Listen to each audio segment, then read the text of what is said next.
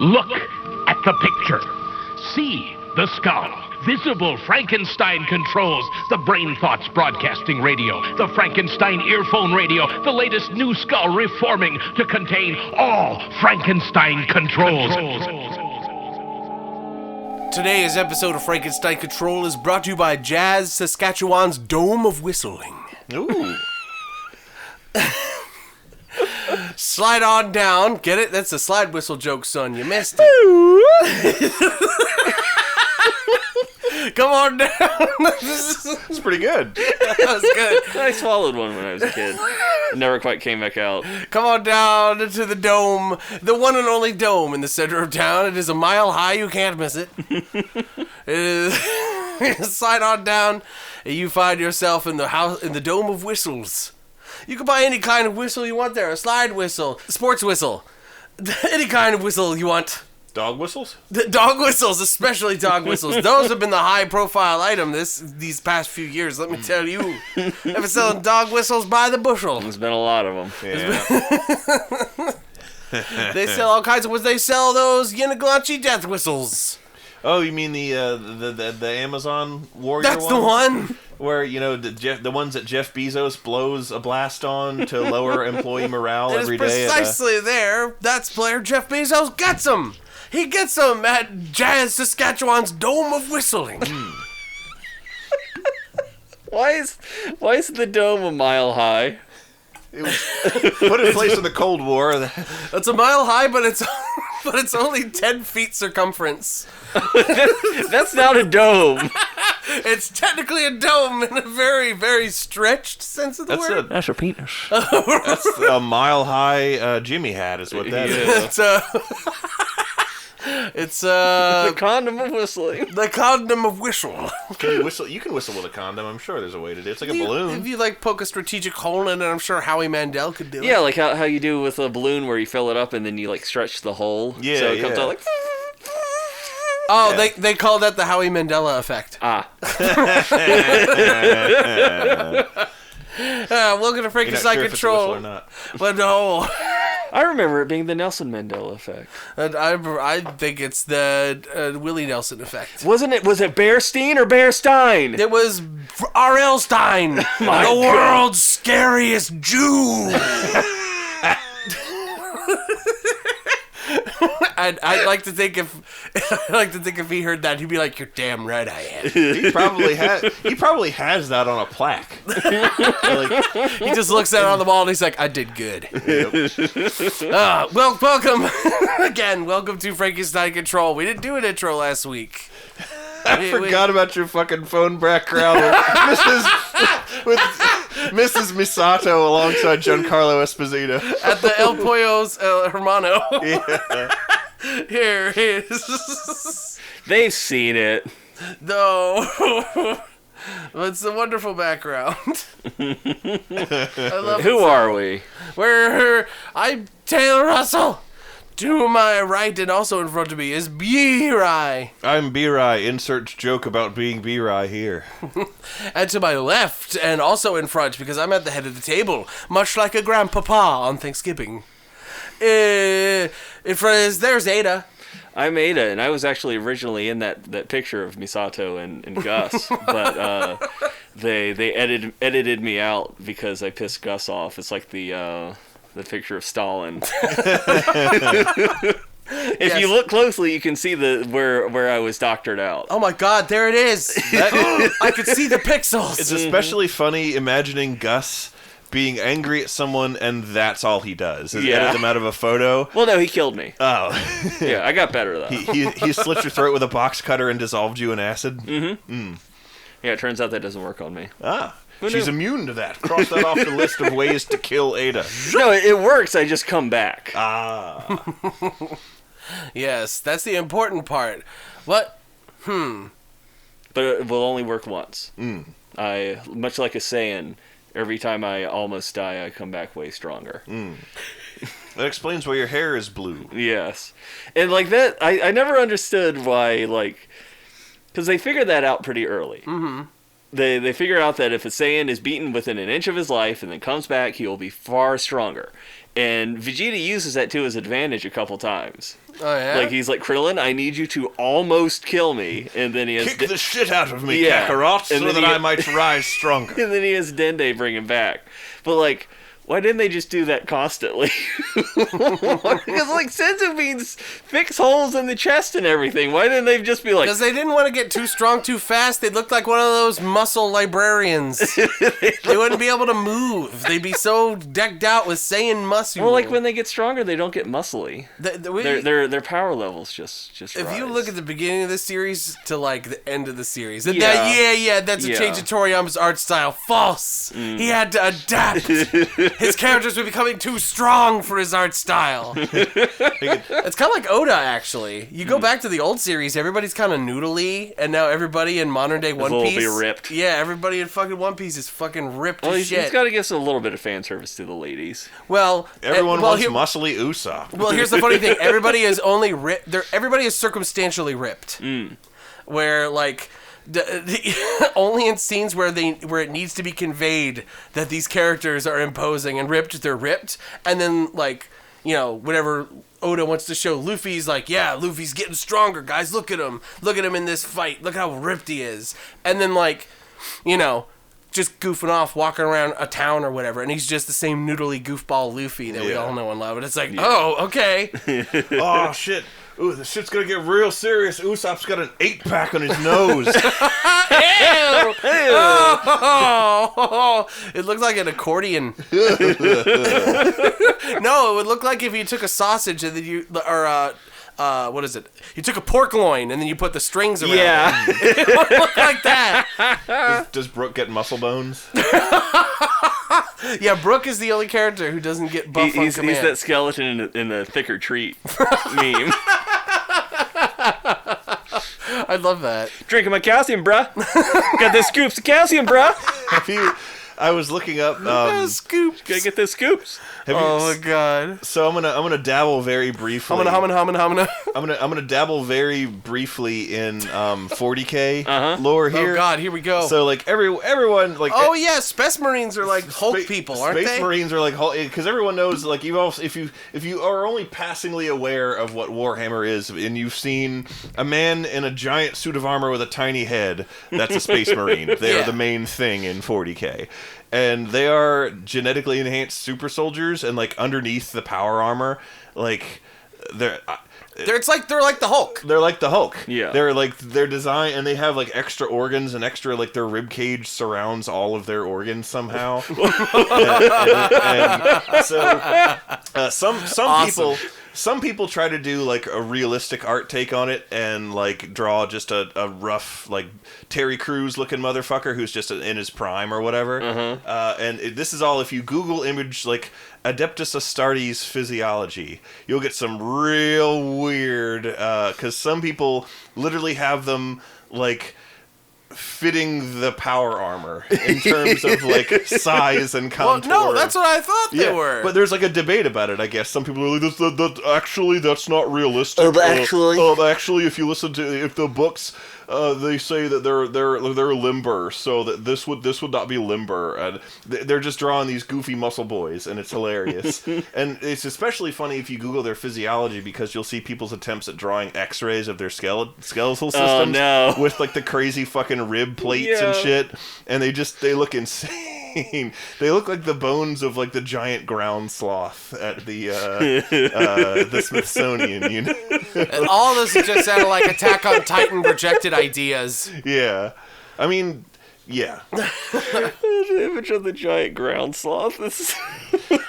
Did I tell In you power about, armor. Yeah. Did I tell you about the That last actually be really scary. Those things were big. Yeah.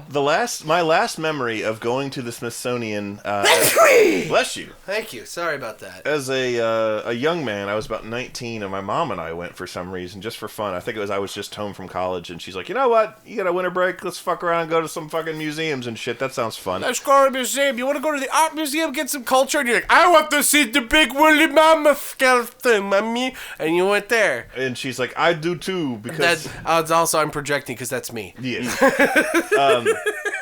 But we did that, and we were looking. We were in the giant prehistoric mammals section. So it's not even the dinosaur section, and that's where they have like that giant ostrich bird that was like huge, and you know what I'm talking about. Oh yeah, like the huge like prehistoric moose with like the 12,000-foot antler, span. It's streaked across the sky like clouds. Megaceratops. Yeah, that's the one. Yeah. That one. All the prehistoric megafauna. And there was a family in front of us at the ground sloth skeleton, and the dad goes, "Look, Larry, that's a T-Rex." No,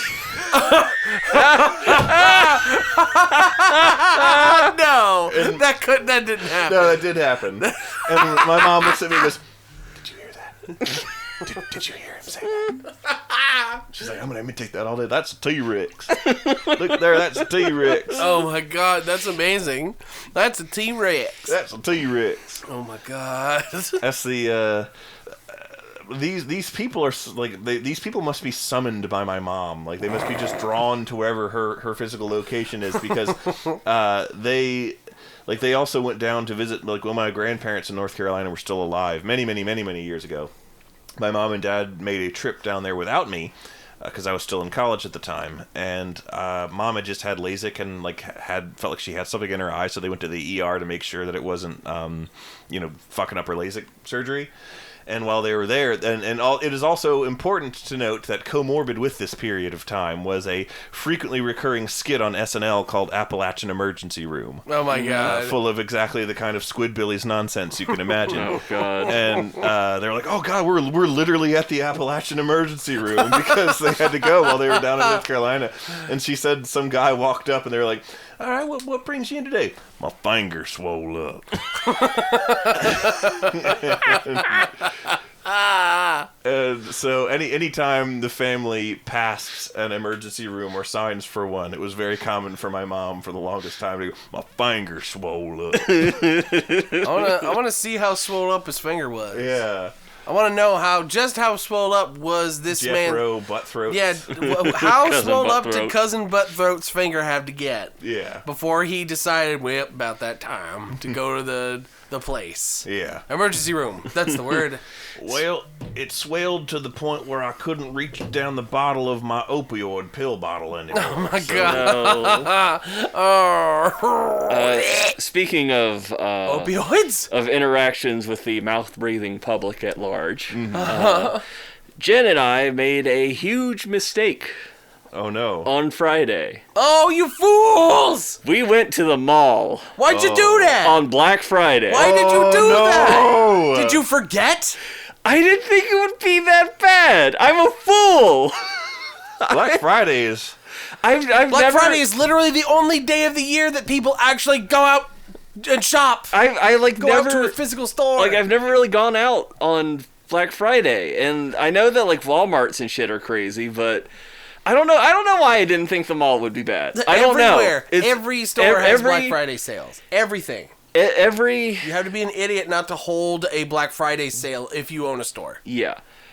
It's basically free money. Point is, there's a huge lapse. See, I can't say that word. The LASP? A lapse? Lapse. A huge lapse of judgment in the fact that we went. Mm-hmm.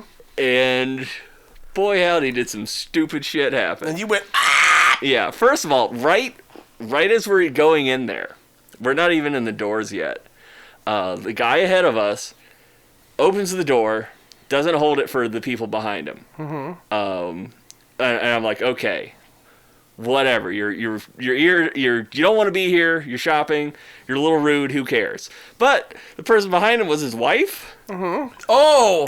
And then she opens the door and then doesn't hold it open for her own kid. Her 7-year-old kid. Teaching them values. She just lets the door Hit him on the way out? close on her, and the kid is like to get it open. And I was just like dumbstruck. Maybe there's a reason these people are the way they are. It starts early. At the stupid shit that I just saw, and of course was immediately blasted by how fucking crowded this Macy's was. The Macy's was the worst. Everywhere else was tolerable, but the Macy's was That's because department stores are unbearably circling the drain of extinction, and they gotta make the big sales. Yeah. So once we got out of the Macy's, it wasn't that bad. We went to Hot Topic to try to find something. I went to like one of the game stores they have there and got a puzzle. And as we're leaving the puzzle store, you know how like how was the Whistle Dome doing, by the way? the Whistle Dome? That's been torn down. Oh wow, that was fast. Yeah, that was really fast. We got the money early. I mean, so at least we got a mile high, 10-foot wide dome doesn't have a whole lot of resistance in the way of wind. Isn't Lady Whistledome the lady what writes all the scandalous shit in Bridgerton? Lady Bridgerton. Oh man, I forgot that show existed. But Bridgerton. you know how malls always have the like not store kiosk things that are like in the walkway. Yeah. Oh yeah, where the stuff. people try and annoy you for hand massages and shit. And like it's all weird crap that no one else would buy. I'm a guy that looks like DJ Khaled. Want a drone? yeah, exactly. Hey man, you want a fucking head cream for your girlfriend? Well, there's one such kiosk selling T-shirts. Oh, Novelty T-shirts. were they SpongeBob with grills? And this was on a T-shirt. Oh my god! Dear sweet Christ! Oh my god! Is that explicit? That's. I might have to censor. Yeah, that's bunny pussy right there. Look at it. That's not bunny Look. pussy. Oh my god, it is. It's actual bunny pussy. I don't want to look at the bussy, but I must. Whoa! I thought it was just like a white, white area. No, I'm compelled by curiosity to. That's Bussy. To damn my. That is straight up. So if you don't that have is straight up porn. If you don't have a visual on this, what this is why didn't you buy it immediately? What's wrong with you? Quite a few things. It's almost on model Bugs Bunny. Yeah. With Lola Bunny on his lap, with her pants pulled down, spanking her. And her bottom is bright red from the repeated spanking. But she looks happy about it. Yeah. At the very least, she looks happy about it. And the actual what I'm showing on the screen and as well as showed them is slightly different. This version that they had for sale had like a Playboy Bunny logo on the ass and like somewhere else and some other extra shit. And I saw that. So it was stolen. Yeah, it's stolen. Oh my god. Stolen porn. Wow. On a T-shirt. That's awesome. Third-hand, watered-down, stolen porn. Buy it at your mall kiosk on Black Friday. That is okay. That is so audacious that I'm like looping around in my logic of like, no, well, you shouldn't reward that kind of behavior. But at the same time, it's like looping around. We're like, this is so the sheer audacity. Yeah. I almost want to be like, sir, I will buy this T-shirt. I lost my mind in the mall. I was screeching, laughing. Good. Almost doubled over, still trying to walk. I can only imagine. There are some things that I see that I wish I could see your reactions to, and that is one of them. Yeah, that. I can't believe that. That's wild. In public, no less. Yes. Was the Bussy on display? Public. I didn't look that closely. Okay. Because they might have like because all you have to do to make it okay is just like erase that little line. Yeah. Well, it's not okay. I mean, it's still it's okay, fucked up regardless. But it's not porno. It is not explicit porno anymore. All you gotta do is erase a single line, and then it becomes like, oh, it's just a hint of it. It isn't the object that would make people go, my goodness. Well, I mean, all of it makes people go, my goodness. But you know what I'm talking about. It's an easy edit, I guess, is what I'm saying. Yeah. It's like you come into the mall during a plague, and you want to come at me about the porn on my T-shirts here. So, welcome to 2021. Welcome to 20... Oh, God, that scared the shit out of me. I thought you spelled apple cider all over your little girl figurines, Ada. They're princesses. They're adult princesses from Mario. Are they adult in the same respect as Lola Bunny? Yes. They have their I was going to try to combine pussy and princess, but that's just pussy. I will say that God. you like... Ada almost spilled her drink all over like some I amiibos. have some amiibo figurines of Princess Peach, Princess Daisy, and Princess Rosalina. Mm-hmm. Although did she ever say she was a princess? She's just Rosalina. I don't know. She's the princess of space. Yes. Your weapons are useless against her. Crankcore is gonna come after her off screen. You'll see. The Phantom of Crank Whore? Crank Whore? That's for Mystery Science Theater. Another very good episode. That's one of those like classic Mystery Science Theater episodes that I think gets overlooked in favor of like the Rosdower or the what is it? Merlin. Or the Merlin. Well, Manos. less the Merlin. Manos, Space Mutiny. Space Mutiny is definitely like one of the more famous episodes everybody knows references. Where does the Gila Monster one rank? Attack of the Giant Gila Monster? Yeah, that's a good one. Those are the Joel days, I'm pretty sure. Yeah, Attack of the Giant Gila Monster. That's- That was the one with the fucking actual animal cruelty right on screen. No, right? no, I'm talking about the one where the guy turns into a Gila monster, like a werewolf kind of thing. Oh with no, the Johnny Longbow. that's Track of the Moon Beast. That's Track of the Moon Beast. That's what I'm thinking of the Moonrock. Oh wow. Stop talking, Johnny Longbow. California lady. Which is Beans, that corn, that California Lady Pepper. song. Onions. onions, celery, That movie has a lot of Tomatoes. quotables. God damn. pork. He doesn't keep going like that. The California Lady song, the California Lady song is far too good a song for how stupid it is. Because Yes. It is actually catchy, and you will find yourself remembering it later. It does help with the guys constantly making fun of the singer's appearance. Yes. Calling him fish lips and shit. Yeah, calling him the fish lift guy, and talking about his stringy hair. And it's just that whole movie is a disaster, but in a very good way. It's definitely one of those movies that keeps. It's a perfect Mystery Science Theater movie where like it keeps surprising you with bizarre, weird decisions that amuse and delight. Yeah. The repeated voice of God on the thundering clouds. Really fucking funny. Stop talking, Johnny Longbone. The like just when I'd gotten over that one is like when the girl agrees to go back to his place and it's another Not his place, fornicators. Yeah, that is a good episode. a lot of lightning and thunder footage as transitions in that movie. It's a good one. And the ending is hilariously pathetic, and it's great. Don't they just kill him? Yeah, they just kill him. They just kill him. They just kill him with a bow and arrow. Yeah. Well, Johnny Longbow shoots his longbow and kills Which, him. like, I would commend the movie for, like, throughout the film, it's, shown that, like, Johnny Longbow, he has a connection to his people. He's quite the archer. In one scene, they're like, he's at a camp training kids to, like, shoot bows. The funniest thing about that is that even though his name is clearly Longbow, and they really go like they show you a lot of the archery angle to why his name is Longbow, and the guys exclusively refer to him as Johnny Longbone. Yes. And It's because it's silly. he leaves. He's like, I'm going to get my bone in Long End.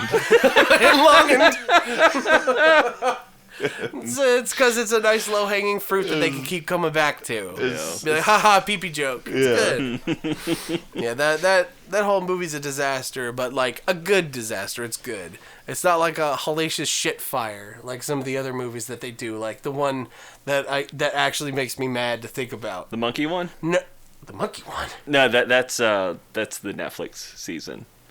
Oh, no, that one straight up makes me want to kill myself. Yeah. That chimpanzee one. No, the one where it's just constantly Oh, the whole movie. the creeping terror. The creeping terror. That one. My God, what is it? That movie makes me furious. I love that My one. God, what is it? I forgot about that. It's so fucking shitty. I want to fucking beat up the person responsible for that movie. Like, physically get in an altercation with them. Yeah, Is that the one where the people crawl inside the monster? Yes. The special effects are so bad. I love just how little real effort was put into it, and yet was still made. Like it takes a lot of effort to make a bad movie. So, That's the same one as Bobby? yeah, Babby! That is something we do reference a lot, though. Yeah. Babby! and how like so much of it is narrated because they I don't remember the story behind it is either that they lost the audio tracks to everything that they filmed, or they just didn't have the equipment to record audio and film at the same time. So everything in the movie is dubbed, and a lot of the scenes are not actually dubbed, they're just narrated by like a voiceover, but it's like not narrating like, oh, and then they went to this. It's like, and then John said I have to do this to Craig. There's a video game. There's a video game like that out now, right now. Wait, really? Released this year. It's called Biomutant. And they do that? Yes. Like the game is like this weird anachronistic mix of like, it's a post-apocalyptic game where the human race doesn't exist anymore, and so now like mammals, like woodland mammals, have evolved. It's kind of like Redwall, except a little bit more gritty because they use guns and swords against each other. But like the action of the game, whenever you hit somebody, it has like pow, pack, like comic book words come out, but it doesn't match the aesthetic. And then the whole game is narrated by a guy who's trying to sound like David Attenborough, but he sucks at it. And the game is full of people that you talk to, and you talk to them, and they're like, talking in a weird language. And then the narrator comes in and says, he says that if you want to go over here, you need to find this thing. And it's for every cutscene. And there's a lot of cutscenes. Yeah. And it's just... it's the most baffling decision. I don't know why they made it. I can see what they're trying to do. I think they're just... Because it sounds like a shitty David Attenborough, they're probably trying to mimic the feel of a nature documentary. So but what you can't do that for the entire game. And you can have that for as characters that have dialogue. Exactly. Like, you can't do that. Yeah. What you need to do, if it was like... Even for dialogue, if you did that in like one scene... It would be funny. If you do it for the whole game, that sucks. How you can keep it up is if no dialogue, and instead you make it kind of like Bastion, where the narrator was a fun part of that game. If you remember the game Bastion, like every time a new thing happened, like, you know, as you're playing and doing a thing, it's like, you know, the kid went this way, and he did it because this, that, and the other, and you know, that kind of thing. If you had no dialogue, and just, if you go to a new area, and you have the David Attenborough guy come in and be like, you know, and so the hero came forward, and he found the wall to climb, like that kind of thing. That'd be fine. That'd be okay, and a good joke. Maneater, the shark game. Whoa, here she comes. Maneater does that. It has it tries to come off as sort of like one of those shows about sharks that would come on during Shark Week. And so it has a lot of like narration of like, but the narration is done by Chris Parnell, so everyone sounds like Jerry from Rick and Morty. And not everyone, the narrator specifically sounds like Jerry from Rick and Morty because it is Jerry from Rick and Morty, and he's using the same. I mean, that's just like, you know, Chris Parnell's neutral speaking voice. Just the Chris Parnell voice, yeah. It's just the Chris Parnell neutral speaking voice, and it's just me, Chris Parnell. That's me. And here's my tattoo of Calvin peeing on a television. The television is broadcasting the news station I don't like. That's from what is it? Stinkums McGee. The Andy Samberg movie with the Daredevil shit. And Hot Rod? Hot Rod, yeah. Yeah, that movie's funny. He plays like the DJ that is like radio broadcasting the stunt show. He's very well presented. Like he's wearing a button-up shirt and like a suit coat kind of deal and dress pants.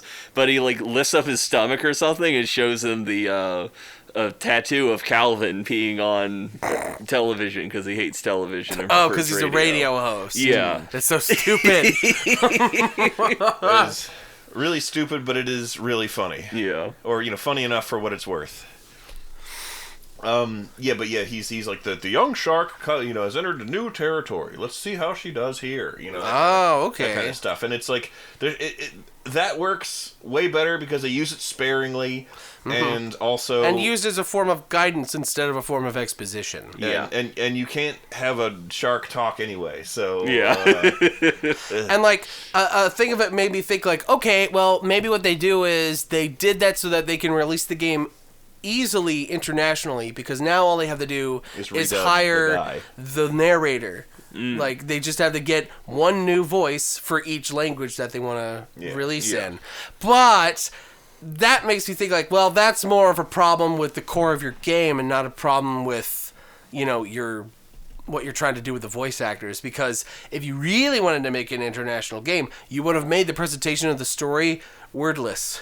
Yeah. In one fashion or another. Like you those wouldn't indie be games. wasting my time with characters speaking a language I don't understand and then making me listen to a guy explaining what they're saying. It just doesn't work. Yeah. It just doesn't work. Ugh. It's so bizarre. It just gets to me. Yeah. And that's, now I know why that game scratches the back of my brain in such an abrasive way, is it because it reminds me of The Creeping Terror.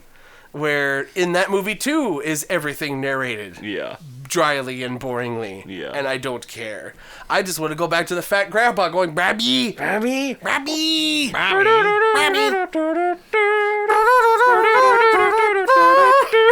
A fucking jazz song in that. Good God. Oh, that movie. Oh, if I could pinch that movie, I would. Why you wanna? Future War is a good movie too. Just thought I'd drop that. Yeah. Future War's funny. It's the war in the future. Well, no. Oh, yeah, that's the one with all the fat guys and the dinosaurs. Yes. That there's a T-Rex. You know what? I got nothing. You did the callback. It's good. Good night, Full everybody. circle, all right. Woo! Until next time. Oh, the dome is falling down! Now even you know I am a menace. I hand you the secrets to save the entire human race and the entire universe.